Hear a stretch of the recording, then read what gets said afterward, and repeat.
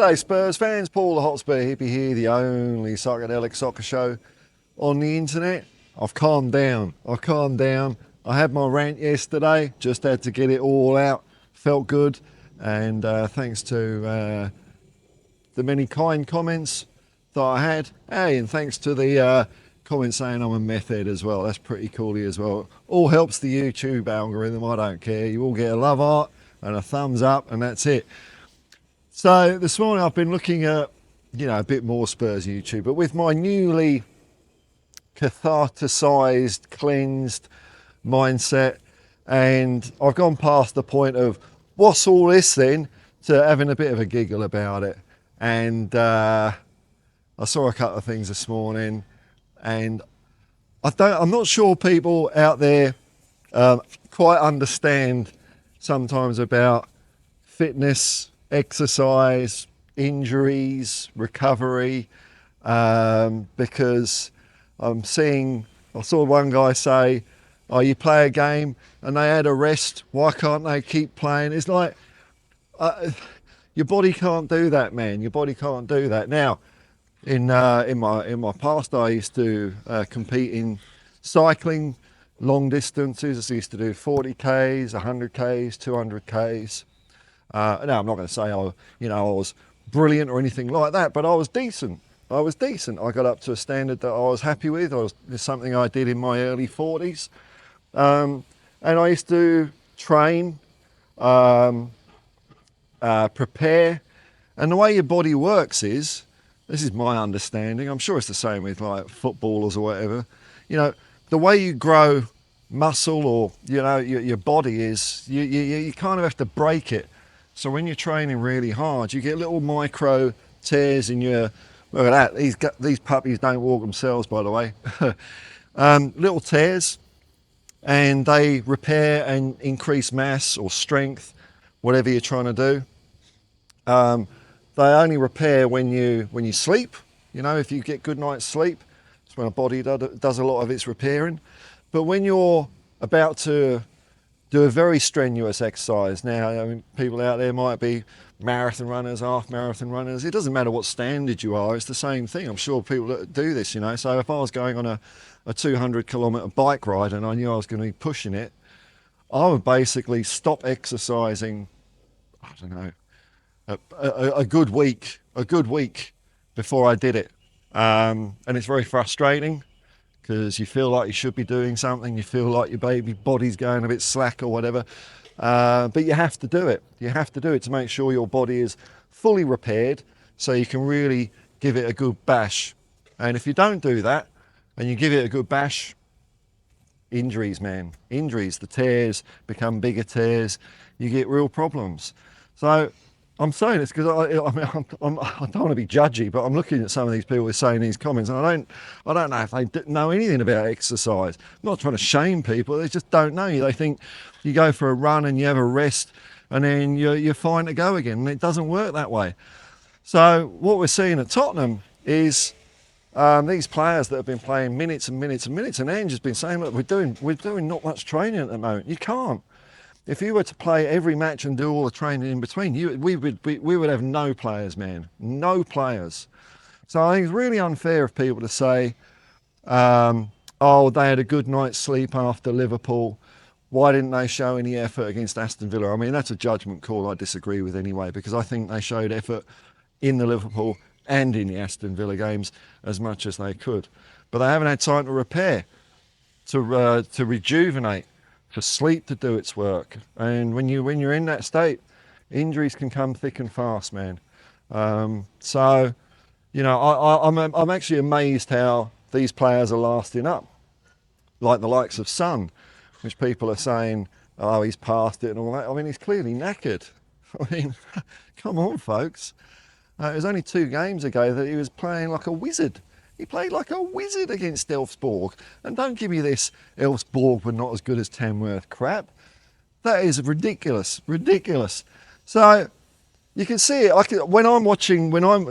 This is kind of maybe the perspective I have when I'm watching a game. To me, I can see, look, I might be flawed in my judgment, but to my eyes and to my brain, when I'm watching a game, I can see the difference between players not giving a shit and standing around, you know, hands on hips, all that kind of stuff.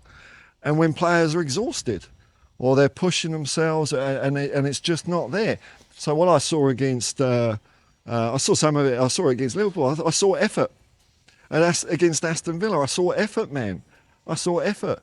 You know, the pundits were going on about, oh, the players got to move around and make themselves available. I really reckon they tried, man. We were pressing Villa, you know.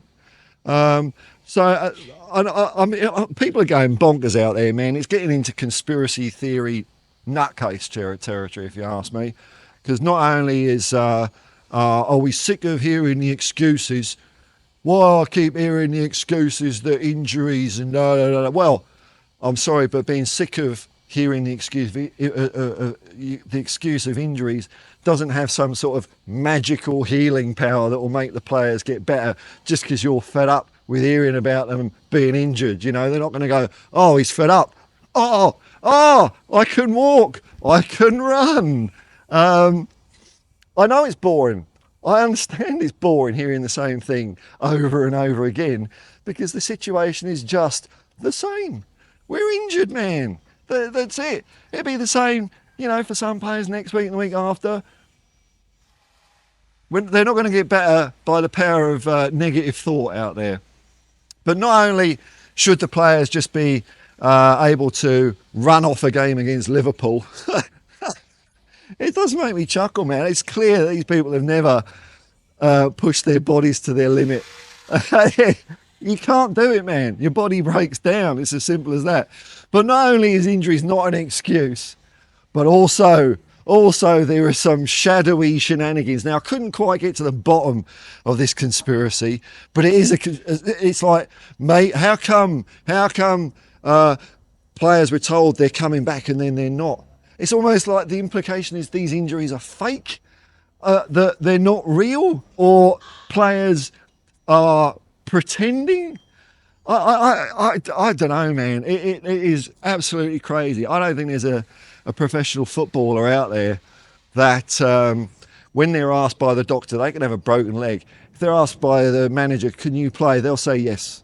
Players always want to play, man. Always want to play.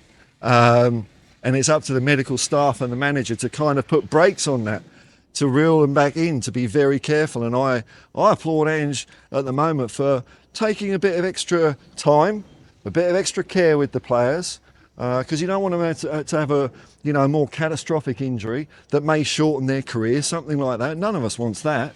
But it is at the cost of us at the moment. But a bit of pain now is better than having a shitload of pain around the corner. Bit of building work over there. Hopefully I can muffle that out.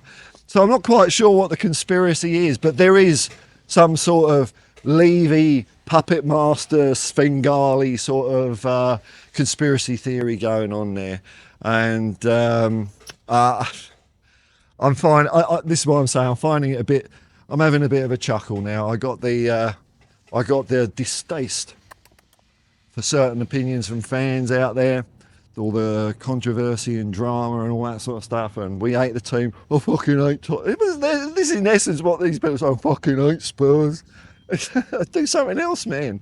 Do something else. Get some joy and happiness into your life, man. And I don't know, man. We're just gonna bide it out. And I think Ange is right. You know, I know we have had a couple of performances where I kind of did see the hands on hips. That's before all this crap started, man. But from what I've seen last few games, the players have been absolutely trying, man. They have been trying. They haven't always been following Ange's instructions, but they've been trying, you know. And so anyway, thanks to everyone that commented. I don't comment. I don't generally reply to comments. It's not my thing. I did put a comment on someone else's video. The one that said Tottenham are fucking shit. Great fan that is. Saying thanks, you've partially inspired me to do a video. And his response was, you cheer when we're winning? What? It's like, dude, I can't explain it to you. If you don't want to support the team when we're not playing well, or we're injured, or we don't win, that's up to you, man. The other thing that I think is a bit of a furphy It's a silly argument if you ask me. It's the fact that all these fans spent all this money travelling up to a football game and we lost. Well, in a cup knockout game, that's going to be true for one set of the fans, isn't it? Because there's going to be a winner and there's going to be a loser. And the thing about sport is, what I love about it is, you don't quite know what's going to happen next. It's not a film that's been scripted out, not that I don't enjoy films. It unfolds in front of you. No one knows. Extraordinary things can happen, maybe bugger all of that. No one knows, man. And it's that excitement of seeing that emerge in front of you. It's like a slice of life of all these people out on the pitch. So if you want a guaranteed outcome, then you are best off going to see your favourite band at a concert.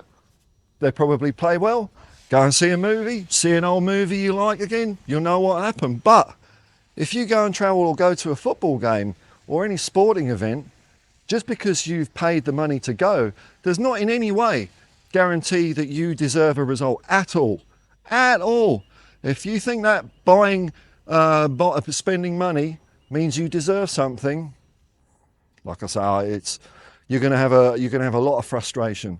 So I hear this, people I travel every game and blah blah blah. Well, don't do it. Don't do it, man. Don't do it. Sport is sport. That's it. Unless we're going to talk about something like dodgy match fixing or something like that, which will probably hit the Premier League in about 5 years. There's so much money in the bloody thing, So that's, to me, is the joy of being a fan. You don't know what's going to happen, and when you win, it's brilliant. When you lose, it's disappointing. It's gutting. But like I said yesterday, dust yourself off, carry on to the next game. Anyway, folks, peace and love, man. Peace and love, and come on, you Spurs.